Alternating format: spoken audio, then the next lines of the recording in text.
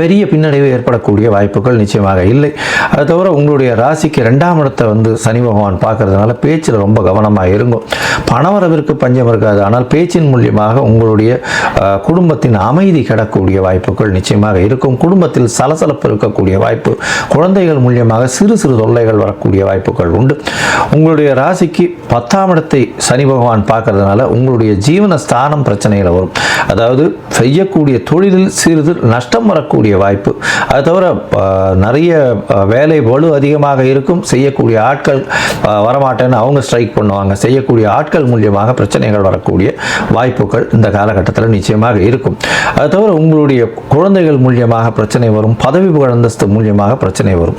8ஆம் இடத்தில் இருக்கக்கூடிய சனி பகவான் மறைந்த இடத்திலிருந்து பணவரவை கொடுப்பார்.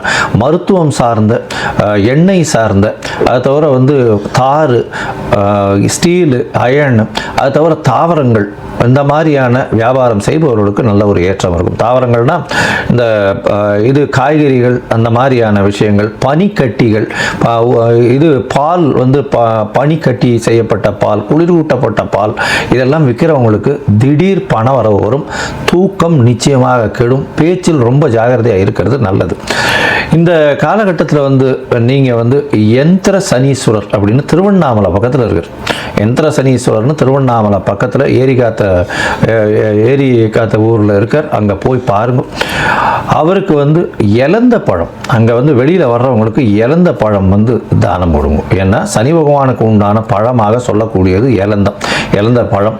அதனால் இலந்த பழம் தானம் கொடுங்க. ஏன்னா சனி பகவானுக்கு உண்டான ஒரு பழமாக சொல்லக்கூடியது. இதை செஞ்சுட்டு வரும்பொழுது உங்களுக்கு வந்த பிரச்சனையும் வரக்கூடிய பிரச்சனையும் நிச்சயமாக குறையக்கூடிய வாய்ப்புகள் உண்டு. அது தவிர பார்த்தாலேயானால் உங்களுடைய தசாபுக்தி அந்தரம் சூக்ஷ்மம் நல்லபடியாக இருந்ததேயானால் பிரச்சனைகள் ஓரளவு கம்மியாகக்கூடிய வாய்ப்புகள் நிச்சயமாக உண்டு.